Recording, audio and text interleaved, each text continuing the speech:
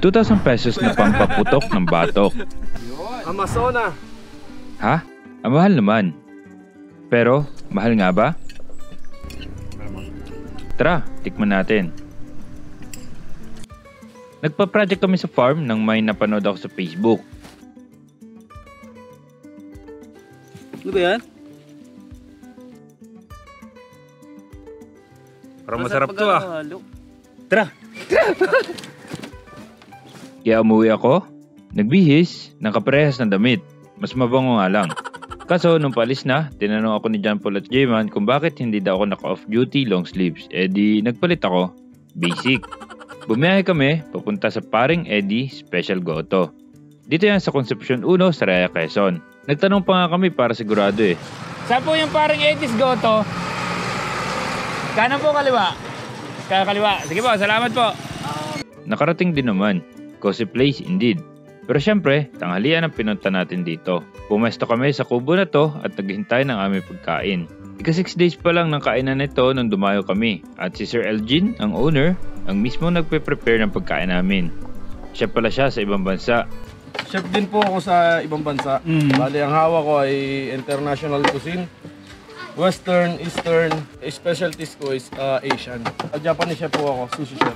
At bakit niya ba pinut up ito kung maganda naman ang trabaho niya sa ibang bansa? Yung nanay at tatay ko ay nabiyahe sa Las Piñas. So, nag-isip ako ng ibang income para mag-stay na sila dito kasi medyo may edad na. So, sabi ko, bibigyan ko kayo ng business, basta mag-stay kayo dito. Anyways, piniprepare na nila ang Amazona. Bago ito sa kanilang menu. Overpack na laman ng goto at may lengua. Halatang pang pro ang galawan ni Sir kasi may presentation pa. Ang isa pang catch dito ay ang ribs na kasama sa mangkok. Ang laki. Baka isipin nyo, yan na yung 2,000 pesos Call of Duty. Magkakaalaman mamaya. At syempre, si Sir mismo ang nag-serve sa amin. Amazona. Nilagyan ng gravy ang lengua at mainit na sabaw ang goto. Anli sabaw, sir? Yes, sir. Kahit maligo tayo na sabaw, walang problema.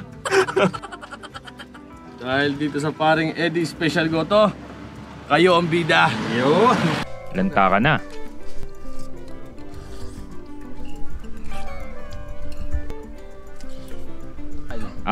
Lusartan 200mg ata mainom ko mamaya. Jampak naman ang laman ng mangkok eh. Malambot at masarap. Pati na yung lengua. Lalo na pag subo mo ay may kasama sili. Pawisan sigurado. Hinila namin ang ribs. Laglag naman ang laman eh. 4 na kami lumalantak ay hindi pa rin nauubos. Makakarami ka rin ng kanin. Talagang puwera bola, sa 2,000 pesos ay sulit na. Kaya kahit hanggang 10 katao ang kumain ito. As to lasa at lambot, abay approve. Sa huling lengua, nagkahayaan pa. E di nilantakan na ni Ade. Bite size naman eh. Pagkatapos naman namin kumain, ay iyan pa ang natirang laman. Kita nyo naman kasulit niyan. Pero syempre, hindi pa tapos. Halo-halo. Masarap din daw ito. E di tiniray din namin. Hinalo. Tinikman. Pinoy na Pinoy. Tamang-tama sa mainit na tanghalian. Nagbayad na kami at pagkatapos at syempre naman, may take out. Tingnan nyo naman kung gaano karami pa. Pwede pa sa barkan mamaya. E di yun, umuwi na kangiti at busog. Yun lang. Peace.